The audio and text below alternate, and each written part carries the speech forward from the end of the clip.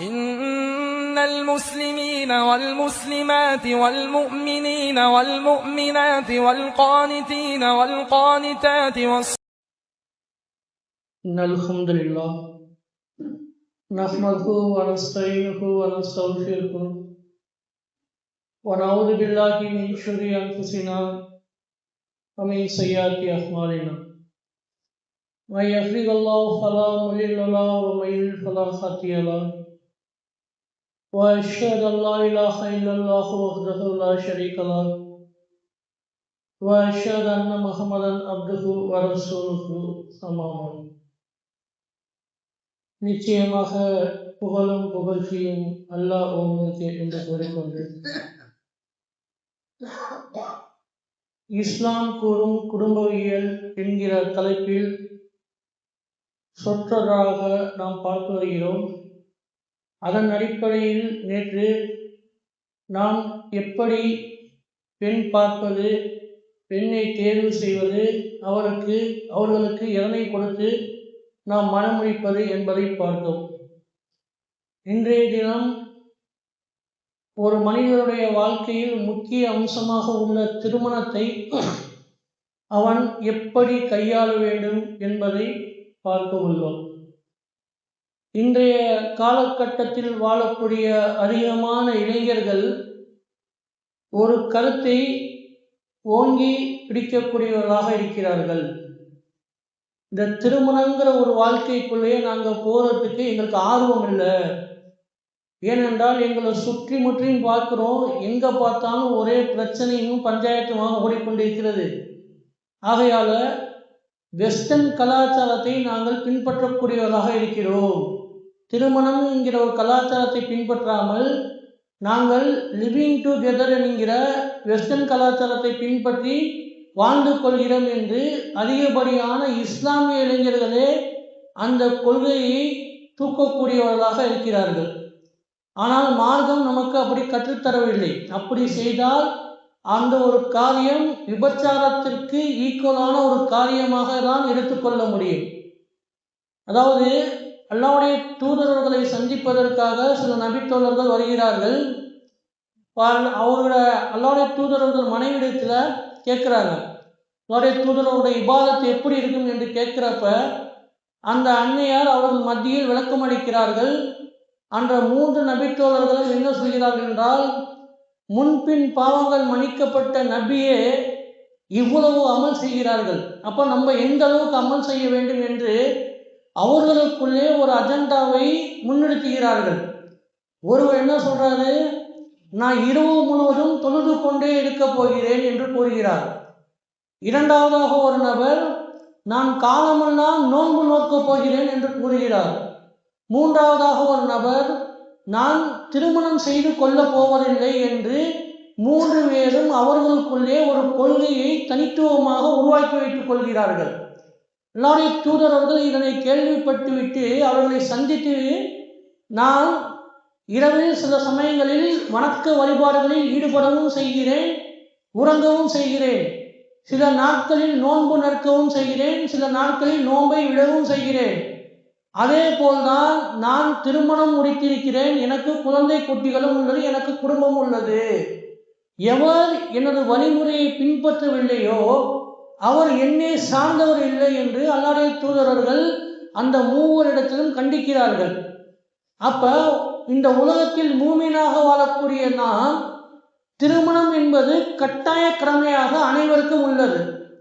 அப்போ அந்த திருமணங்கிறவரை எப்படி கையாள வேண்டும் என்பதையும் இந்த மார்க்கம் நமக்கு தெள்ளத் தெளிவாக கற்றும் தருகிறது. அதாவது திருமணத்தை எளிமையான முறையில் தான் கையாள வேண்டும். எவர் ஒருவர் தன் திருமணத்தை எளிமையான முறையில் அமைத்துக் கொள்கிறாரோ அவருடைய மன வாழ்க்கையில், திருமண வாழ்க்கையெல்லாம் அல்லாஹ் ரப்பல் ஆலமீன் பரக்கத்திருக்கும் என்று அல்லாஹ்வுடைய தூதர்கள் கூறுகிறார்கள்.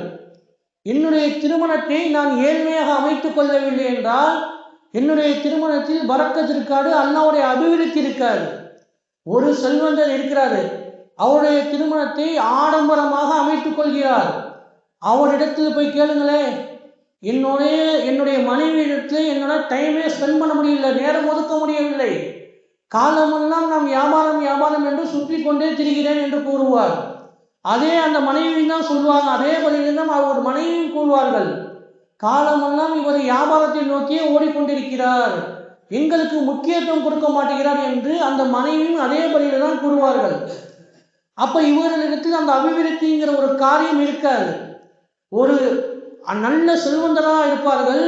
இந்த தெருவிலிருந்து அடுத்த தெருவுக்கு போனால் கூட கார்ல தான் போவாங்க, அந்த அளவுக்கு செல்வந்தராக இருப்பாங்க. ஆனால் அவங்களுடைய மன வாழ்க்கையில் அபிவிருத்தி இருக்காது. இதே ஒருவர் ஏழ்மையாக திருமணம் பண்றாரு, அவர் என்ன பண்ணுவாரு, உச்சி வெயில நல்ல ஜாலியாக தன் மனைவியோட சிரிச்சு பேசி கொண்டு போவார். ஏதோ அவருக்கு மட்டும் குளுமையான காற்றடிக்கிற மாதிரி நல்ல ஜாலியாக உற்சாகமாக செல்வார். ஏனென்றால் அவருடைய திருமணத்தை அவர் ஏழ்மையாக அமைத்து கொண்டார். அதனால் அவருடைய மன வாழ்க்கையில் அல்லாஹ் ரப்பல் ஆலமீன் பரக்கத்தையும் அபிவிருத்தியும் ஏற்படுத்தியிருக்கிறான். இன்னும் சில ஏழ்மையான மக்கள்லாம் இருக்கிறார்கள், நம்முடைய திருமணத்தை ஆடம்பரமாக செய்ய வேண்டும் என்று கருதி கடனை வாங்கியாச்சு திருமணத்தை ஆடம்பரமாக செய்வார்கள். அவர்களுடைய மன வாழ்க்கையும் எப்படி இருக்கும், காலமெல்லாம் அவர்கள் அந்த கடனை அடைக்கக்கூடியவர்களாகவே அந்த அவர்களுடைய வாழ்க்கையை போக்கக்கூடியவர்களாக இருப்பார்கள். ஆனால் மார்க்கம் நமக்கு இப்படி கற்றுத்தரவில்லை. உங்களுடைய திருமணத்தை நீங்கள் ஏழ்மையாக அமைத்துக் கொள்ளுங்கள், அப்போதுதான் அதில் அல்லாஹ்வுடைய பரக்கத் இருக்கும் என்று அல்லாஹ்வுடைய தூதரவர்கள் நமக்கு சுட்டி காட்டுகிறார்கள். அப்போ அந்த ஏழ்மையான திருமணத்தில் என்னென்ன செலவு இருக்குன்னு சொல்லிட்டு இந்த மார்க்கம் நமக்கு தெளிவாக சொல்லுது. அதாவது ஒரு திருமணம் எடுத்துக்கொண்டால் அதில் ரெண்டே செலவு தான். ஒன்று கட்டாய செலவு, ஒன்று விரும்பினால் அந்த செலவை நீங்கள் செய்து கொள்ளுங்கள். கட்டாய செலவு என்னவென்றால், மகரை கொடுத்து உங்கள் துணைவியை நீங்கள் கரம் முடியுங்கள், மனத்தொகையை கொடுத்து தான் அந்த பெண்மணியை நீங்கள் கைப்பிடிக்கணும். இன்னொன்று, நீங்கள் விரும்பினால் அந்த செலவை செய்து கொள்ளலாம். அதாவது வலிமா விருந்து போடுறோம்னா, அந்த விருந்தை நீங்கள் விரும்பினால் அந்த செலவை செய்யலாம், இல்லை என்றால் நீங்கள் விரும்பாவிட்டால் அந்த செலவை செய்யவில்லை என்றால் அல்லாஹ் உங்களை குற்றம் முடிக்க மாட்டான் என்று இந்த மார்க்கம் நமக்கு தெளிவாக காண்பிக்கிறது. அப்படிதான் அந்த காலகட்டத்தில் வாழ்ந்த நபித்தோழர்களும் வாழ்ந்து சென்றிருக்கிறார்கள். இந்த திருமணங்கிற ஒரு சப்ஜெக்ட் எடுத்துக்கிட்டோம்னாவே அப்துல் ரஹ்மான் இப்னு அவுஃப் ரலியல்லாஹு அவர்களுடைய வாழ்க்கை வரலாறு சம்பவத்தை சொல்லாமல் கடக்க முடியாது. அவங்க என்ன பண்ணுறாங்க, அல்லாஹ்வுடைய தூதர்களை ஒரு நாள் சந்திக்க செல்கிறார்கள்.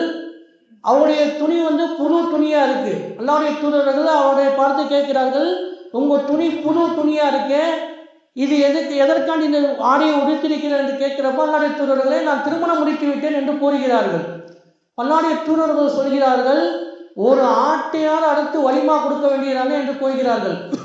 இப்போ அப்துல் ரஹ்மான் அவுஃப் அவர்களை எடுத்த வரைக்கும் நம்மலாம் என்னன்னா, இவர் நாடு விட்டு நாடு ஹிஜ்ரத்து சென்று வந்திருக்காரு, ஒரு கையால் ஆகாதவர், அவர்கிட்ட இந்த ஒரு பொருளாதாரமும் இல்லை, அதுக்காண்டி அவர் அவருடைய திருமணத்தை ஏழ்மையாக அமைத்து கொண்டார் என்று நாமெல்லாம் கற்பனை செய்து கொள்ளலாம். ஆனால் அப்படி இல்லை. அவருடைய வாழ்க்கையை திருப்பி பார்த்தாக்க அவர் மக்காவிலே மிகப்பெரிய செல்வந்தராக வாழ்ந்துள்ளார்.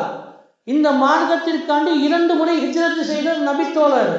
முதல் முறையாக அபிசீனியா நாட்டுக்கு ஹிஜ்ரத்து செய்கிறார், 2வது முறையாக அல்லாஹ்வுடைய தூதருடன் மக்காவிலிருந்து மதீனாவுக்கு ஹிஜ்ரத்து செய்கிறார். ஹிஜ்ரத்து செய்து வந்தவுடன் அல்லாஹ்வுடைய தூதர்கள் இவருக்குன்னு ஒரு அன்சாரி தோழரை பொறுப்பாளராக நியமிக்கிறார்கள். அப்போ அந்த அன்சாரி தோழர் என்ன சொல்கிறார், அப்துல் ரஹ்மான் இப்னு அவுஃப் அவர்களே, நான் உங்களுக்கு என்ன வேணுமோ என்னிடத்தில் கேளுங்கள், என்னுடைய சொத்துல ஏதாச்சும் உங்களுக்கு தேவையா அதை கேளுங்க, நான் தரேன். அப்படி இல்லையா, என்னுடைய மனைவிகளை நீங்கள் யாராச்சும் விரும்பினாக்கா அவர் கூறுங்க, அவங்களை நான் தலாக் செய்கிறேன், நீங்கள் திருமணம் முடித்துக் கொள்ளுங்கள் என்று கூறுகிறார்கள். அவர் அதெல்லாம் எதுவுமே கேட்கல. கடத்தெருவு எங்கே இருக்குன்னு காமிங்க, இந்த ஊரில் கடை வீடு எங்கே இருக்குன்னு காமிங்க என்று கேட்டுக்கொண்டு கடத்தெருவில் சென்று அவர் வியாபாரம் செய்கிறார். மிகப்பெரிய ஒரு பொருளாதார வல்லுநராக இயங்குகிறார். அவர் தொட்டதெல்லாம் அல்லாஹ் ரப்பல் ஆலமீன் பரக்கத்தை ஏற்படுத்துகிறார். அந்த அளவுக்கு மிகப்பெரிய செல்வந்தராக திகழ்கிறார். அவர் எதற்காக இந்த அளவுக்கு ஏழ்மையாக திருமணம் புரிய வேண்டும்? ஏன் அவருக்கு ஆடம்பரமாக திருமணம் புரிய வேண்டும் ஆசை இருக்காதா? ஏன் இந்த மக்காவாசிகள்லாம் என்னை இந்த அப்துல் ரஹ்மான் இப்னு அவுஃப் ரலியல்லாஹு அவர்களை புகழ வேண்டும், மிச்ச வேண்டும், இவ்வளவு செல்வந்தராக இருந்தாலும் தனது திருமணத்தை ஏழ்மையாக ஆக்கி கொண்டார் என்கிற புகழை அடைய வேண்டும் என்பதற்காக செய்தார்களா? இல்லவே இல்லை. ஒரே ஒரு காரணத்தை அவர்கள் உணர்ந்தவராக திகழ்ந்தார்கள். அதாவது திருமணம் என்கிற ஒரு இருக்கிற காரியம் இருக்கிறங்க, அது இபாதத் என்று இந்த மார்க்கம் நமக்கு கற்றுத்தருகிறது. திருமணம் என்பது வழிபாடு என்று கூறுகிறது. அதாவது எப்படி நம்ம இன்ன பிற வழிபாடுகளில் ஈடுபடுகிறோமோ, தொழுகை எப்படி ஒரு இபாதத்தோ, நோன்பு எப்படி ஒரு இபாதத்தோ, அதுபோல்தான் திருமணம் ஒரு இபாதத் என்று இந்த மார்க்கம் நமக்கு காண்பிக்கிறது. அதுல போய் நம்மளுடைய ஆடம்பரத்தை காமிச்சோம்னாக்க நாளைக்கு மறுமையில எந்த நிலையில இருப்போம்? நான் மிகப்பெரிய செல்வந்தராக இந்த ஊர்ல இருக்கேன். என்னுடைய இபாதத்தை தொழுகை இருக்குல்ல, அந்த தொழுகை நான் சரிசமமாக ஏழை மக்களிடம் தொழுக மாட்டேன். எனக்குன்னு தனி ஒரு பாதையை வைக்கணும், எனக்குன்னு தனியா சொகப்பு கம்பளம் இருக்கணும், அதுல பூ இருக்கணும், நான் சஜ்தா செய்யக்கூடிய இடம் மென்மையா இருக்கணும், நல்ல மெத்தை போல இருக்க வேண்டும் என்று ஆடம்பரமாக என்னுடைய இபாதத்தை நான் மாற்றிக்கொண்டால் நாளைக்கு மறுமையில நான் கை சேதமான நிலையில் தானே இருப்பேன். அப்படிதான் இந்த திருமணத்தையும் இந்த இஸ்லாம் மார்க்கம் வலியுறுத்துகிறது. இந்த திருமணம்ங்கிறது இருக்கிறப்பா, இது மற்ற மற்ற காரியங்கள் மாதிரி நீங்க எண்ணிக்கொள்ளாதீர்கள். இது ஒரு வழிபாடு. இந்த வழிபாட்டை மார்க்கம் எப்படி உங்களுக்கு கற்றுத்தந்ததோ அதன் அடிப்படையில் தான் நீங்க கையாள வேண்டும். அப்படி மார்க்கத்துக்கு முரணாக கையாண்டீர்கள் என்றால் நாளைக்கு மறுமையில் கை சேதமாகிறீர்கள் என்று இந்த மார்க்கம் நமக்கு கற்றுத்தருகிறதுங்க. இன்றைய காலகட்டத்தில் வாழக்கூடிய அதிகப்படியான மனிதர்கள் இந்த திருமணத்தை எப்படி கையாளுகிறார்கள்? ஏழ்மையாக கையாளுகிறார்களா, இல்லை ஆடம்பரமாக கையாளுகிறார்களா? நம்மளெல்லாம் சொல்லலாம். சில நபர்கள் சொல்வார்கள், என்கிட்ட இருக்கு பாய், நான் செய்கிறேன், இதுல என்ன இருக்கு, இல்லைன்னா அல்ல குற்றம் பிடிக்க போறானா? எல்லாமே சொல்லியிருக்கானே. அதாவது ஒருத்தன் ஏழ்மையா இருக்கானாக்கா, ஒருத்தன் மிடில் கிளாஸா இருக்கான், அவன் அவனுடைய மேலே உள்ளவனை பார்க்கக்கூடாது, அவனுக்கு கீழே உள்ளவனை பார்க்கணும் என்று மார்க்கம் சொல்லியிருக்கே. அதன் அடிப்படையில் நான் செய்கிறேன், எனக்கு எப்படி குற்றமானது கூட நம்ம எண்ணலாம். அது ஏழ்மையா உள்ளவனுக்கு. வசதியா உள்ளவனுக்கு இந்த மார்க்கம் என்ன சொல்லுது? நான் வசதியா இருக்கேன், செல்வ செழிப்பாக இருக்கேன், எனது அண்டை வீட்டுக்காரன் பசியிடம் இருக்கும்போது நான் ஏகபோகமாக விருந்தை சமைத்து நான் உண்டால் நான் உண்மையான மூமின் அல்ல என்று இந்த மார்க்கம் நமக்கு சுட்டி காட்டுகிறது. அதாவது என்னோட பக்கத்து வீட்டுக்காரன் வறுமை நிலைக்கு கீழ் நிலையில இருக்கான், அவனுக்கு திருமணங்கிற ஒரு எட்டா கனியா இருக்கு, அதையே அவன் பண்றதுக்கு மார்க்க அடிப்படையில் செய்யறதுக்கே அவன் சிரமப்படுறான். அப்படி உள்ளவனுக்கு பக்கத்து வீட்டில் நான் இருக்கேன், நான் மிகப்பெரிய ஒரு செல்வந்தரா இருக்கேன், என்னுடைய திருமணத்தை நான் ஆடம்பரமாக வைக்கிறேன். அப்போ ஒரு சமுதாயத்திற்கு முன்மாதிரியான ஒரு மூமின் திகழ வேண்டும். என்னை பார்த்து அவனும் அந்த திருமணத்தை ஆடம்பரமாக செய்ய வேண்டும் ஆசைப்பட்டால் அவன் கடனை உடனே வாங்குவான், இக்கட்டான சூழ்நிலையில் சென்று சிக்கிக்கொள்வான். அப்போ மார்க்கம் ஏழ்மையா உள்ளவர்களுக்கு எதை பார்க்க வேண்டும் என்று வலியுறுத்துகிறது, செல்வந்தராக உள்ளவர்களுக்கு எதை கவனிக்க வேண்டும் என்று தெல்ல தெளிவாக வலியுறுத்துகிறது. அன்றைய காலகட்டத்தில் வாழ்ந்த செல்வந்தராக இருந்த சகாபாக்களும் வழிபாட்டுகள்ல ஏழை சகாபாக்களோட போட்டி போடக்கூடியவர்களாக இருந்தார்கள். அதாவது எப்படி என்றால், எல்லாருடைய தூதரவர்களிடத்துல சில ஏழ்மையான சகாபாக்கள் வருகிறார்கள். எல்லாருடைய தூதரவர்களே நல்ல செல்வமா இருக்காங்களா, சில சகாபாக்கள்லாம் இருக்காங்களே, இவங்கெல்லாம் தர்மம் செஞ்சு அதிகமாக நன்மையை சம்பாதிச்சுக்கிறாங்க, ஆனால் அந்த மாதிரி எங்களுக்கு நன்மையை சம்பாதிக்க முடியவில்லை, அப்படி ஒரு நற்காரியத்தை எங்களுக்கு கற்றுக் கொடுங்க. அவருடைய தூதர்கள் சொல்கிறார்கள், ஒவ்வொரு வக்து தொழுகைக்கு பிற்பாடும் சுபஹான் அல்லாஹ், அல்ஹம்துலில்லாஹ் 33 தடவை, அல்லாஹ் அக்பர் 34 தடவை ஓதுகள் என்று கற்றுத் தருகிறார்கள். இதனை இந்த செல்வந்தரான உள்ள சகாபாக்களும் கவனிக்கிறார்கள். ஏழை சகாபாக்கள்கிட்ட போய் கேட்குறாங்க, நீங்க ஒவ்வொரு வக்து தொழுகைக்கு பின்னாடி தொழுகை முடித்தவொடனே வாயில் என்னமோ முணுமுணுக்கிறீங்களே என்று கேட்கிறப்ப அந்த சகாபாக்கள் உண்மையை சொல்லிவிடுகிறார்கள். அந்த செல்வந்தரா இருக்காங்க சகாபாக்கள் அந்த வழிபாட்டையும் விட்டு வைக்கல. ஏன்னா நானும் அந்த வழிபாட்டில் உள்ள நன்மையை அடைய வேண்டும் என்கிற காரணத்திற்காண்டி அல்லாஹ்வுடைய தூதர்கள் அந்த ஏழ்மையான சகாபாக்களுக்கு கற்றுக் கொடுத்தாங்கல்ல, அதையும் இவர்கள் பின்பற்றக்கூடியவர்களாக இருந்தார்கள். எப்படி ஒரு ஏழ்மையா உள்ளவன் திருமணம் செய்கிறான், அவனால 100 பேர்த்த கூப்பிட்டு தான் சாப்பாடு போட முடியும், வலிமாவிலிருந்து போட முடியும். அப்படி இருக்கக்கூடிய ஏழ்மையா உள்ள ஒரு நபர் இருக்கிறார். அப்ப அவரிடம் நம்ம எப்படி போட்டு போட வேணும்? நீ 100 பேர்த்த கூப்பிட்டியா, நான் 200 பேர்த்த கூப்பிடுறா போட்டி போடக்கூடாது. நீ 100 பேர்த்த கூப்பிட்டியாப்பா, நான் 50 பேர்த்த கூப்பிட்டு நான் இன்னும் என்னுடைய திருமணத்தை நான் ஏழ்மையை நடத்தி காட்டுகிறேன் பாரு என்று அப்படிதான் நாம் போட்டி போடக்கூடியவர்களாக இருக்க வேண்டும். அப்போ அந்த காலகட்டத்தில் வாழ்ந்த சகாபாக்களும் நபித்தோழர்களும் அப்படிதான் திகழ்ந்தார்கள். இது எல்லாமே கடந்துருச்சு. வழிபாட்டில் சில குறைகள் வைத்தா அல்லாவே மன்னிக்கிறேன்னு சொல்கிறான். அதாவது 2 ரக்காயத்து தொழுகிறதுக்கு பதிலாக ஒரு மனிதன் 4 ரக்காயத்து தொழுகிறதுக்கு பதிலாக ஒரு மனிதன் நான் 4வது ரக்காயத்து தொழுகிறேன்னா இல்லை 3வது ரக்காயத்து தொழுகிறேன்னா குழப்பத்தில் இருக்கான். அப்போ அவன் என்ன பண்ணணும், திரும்பவும் ஒரு ரக்காயத்தை எந்திரிச்சு தொழுது விட்டு சஜிதா சர்வு செய்யணும்.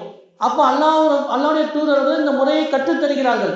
வழிபாட்டில் ஏதாவது குறை ஏற்பட்டு விட்டால் இப்படி செய்து கொள்ளுங்கள், அல்லாஹ் இதன் காரணமாக உங்கள் பாவத்தை மன்னிப்பான் என்று கூறுகிறார்கள். அதே போல நோன்பு நடக்கும் போது தவறுதலாக மறந்துவிட்டோ நீங்கள் உணவோ இல்லை தண்ணீரோ அருந்தி விட்டால் அல்லாஹ் அதனையும் பொறுத்துக் கொள்கிறான், மன்னிக்கிறான் என்று கூறுகிறார்கள். இந்த திருமணம் இருக்குல்ல, இந்த திருமணத்திலையும் நம்ம எண்ணிக்கொள்ளலாம், நம்ம தெரியாம செஞ்சுட்டோம்னு சொல்லிட்டு நாளைக்கு அல்லாட்ட இந்த காரியத்தை செஞ்சுட்டு மன்னிப்பு கேட்டு விடலாம் என்று தப்பான மனக்கணக்கு போட்டு விடாதீர்கள். அதாவது அல்லாஹ் ரப்பல் ஆலமீன் தெளிவாக சொல்லிட்டான். இந்த ஆடம்பர திருமணம் செய்கிறாங்கள, எதற்காக இந்த திருமணத்தை செய்கிறாங்க? அவங்களுக்கு இருக்கக்கூடிய அந்த பொருளாதாரத்தை வேற வழியில செலவு செய்ய முடியாமலா? அவங்களுக்கு இருக்கக்கூடிய அந்த பொருளாதாரத்தை அவங்களுக்கு பாதுகாக்க முடியாமலா? அடுத்த தலைமுறைக்கு பாதுகாத்து கொடுக்க முடியாமலா? எந்த ஒரே ஒரு காரணத்தை காண்டி எதற்காக இந்த செல்வந்தர்கள் அந்த ஆடம்பர திருமணத்தை செய்கிறார்கள் என்றால் தம்முடைய குடும்ப பெருமையையும் குலப்பெருமையும் காண்பிக்க வேண்டும் என்பத ஒரே நோக்கத்திற்காக மட்டும்தான். அதாவது எவன் ஒருவன் தன்னுடைய குடும்ப பெருமையையும் குலப்பெருமையும் நாம் மக்கள் மத்தியில் காட்ட வேண்டும். இந்த அப்துல்லாவுடைய வீட்டு திருமணம் இந்த ஊர்லே நடக்காத அளவுக்கு ஒரு மிகப்பெரிய திருமணமாக அமைந்தது என்று மக்கள் மிச்ச வேண்டும், மக்கள் பெருமை அடிக்க வேண்டும் என்று எண்ணி அவர் தன்னுடைய திருமணத்தை அமைத்துக் கொண்டார் என்றால் அல்லாஹ் ரப்பல் ஆலமீன் தனது திருமறை குர்ஆனில் தெளிவாக வாக்களிக்கிறான். பெருமை அடிப்பவர்களை பற்றி சொல்கிறான், நாளைக்கு மறுமையில் இவர்களுக்கு சொர்க்கத்தின் வாசல்கள் ஹராமாக்கப்பட்டது. எப்படி என்று ஒரு ஓமையை சொல்றான் பாருங்க. எப்படி ஒரு ஊசி துவாரத்தில் ஒட்டகம் நுழைய முடியாதோ அந்த மாதிரி இந்த பெருமை அடிப்பவர்கள் நாளைக்கு சொர்க்கத்தின் வாயில்கள் வழியாக நுழைய முடியாது என்று அல்லாஹ் ரப்பல் ஆலமீன் தனது திருமறை குர்ஆனில் தெளிவாகவும் ஆணித்தரமாகவும் சொல்லிவிட்டான். அப்போ நம்ம ஆடம்பர திருமணம் பண்ணுங்கிறதுக்காண்டி நம்முடைய பெருமையை காண்டி பண்ணோம்னாக்க நாளைக்கு மறுமையில மிகப்பெரிய கை சேதம் அடைந்தவர்கள் தான் நான் நிற்போம். அதே போல சொல்றான் பாருங்க, அல்லாஹ் இன்னொரு இடத்துல சொல்றான் பாருங்க, நமக்கு உணவு வழங்குறான், நமக்கு எல்லா செல்வத்தையும் வழங்குறான், குழந்தை செல்வத்தை வழங்குறான், பொருள் செல்வம் வழங்குறான், நமக்கு ஆரோக்கியத்தை வழங்குறான், எல்லாமே வழங்குறான். அல்லாஹ் ரப்பல் ஆலமீன் தான் நமக்கு எல்லா அனைத்து விஷயங்களையும் வழங்குகிறான். ஒரு உதாரணமாக சொல்ல போனால் நமக்கு ஒரு தந்தை இருப்பார். நம் தந்தை தான் நம்மளை படிக்க வச்சிருப்பாரு, நம்ம தந்தை தான் நமக்கு உடுத்துறதுக்கு உடை வாங்கி கொடுத்திருப்பாரு, நம்ம தந்தை தான் நமக்கு திருமணம் முடித்து வைத்திருப்பார். அவர் ஒரே ஒரு காரியத்தை மட்டும் சொல்றாரு, எனக்காக இந்த விஷயத்தை தியாகம் செய்யு அப்படிங்கிறப்ப இல்லை செய்ய மாட்டேன்னு சொல்லிட்டு எப்படி சொல்றோம், அழகிய முறையில் சொல்லாமல் அவர் சட்டையை பிடிக்கிறேன், என் அத்தாவுடைய சட்டையை பிடிச்சி உனக்காக நான் இந்த காரியத்தை எக்காரணத்தை கொண்டு செய்ய மாட்டேன்னு சொன்னாக்க என் அத்தா என்னை என்ன பண்ணாரு, வீட்டை விட்டு வெளியே போடாருன்னு அடிச்சு விரட்டிடுவாரு. அப்போ அப்படிதான் அல்லாஹ்வுடைய ரப்பல் ஆலமீன் சொல்றான், மனிதர்களாகிய நீங்கள் இந்த 2 விஷயத்துல மட்டும் என்னோட போட்டியே போடாதீங்க. ஒன்று பெருமை, 2வது என்னுடைய வல்லமை. பெருமை என்பது என்னுடைய மேலாடை, வல்லமை என்பது என்னுடைய கீழாடை.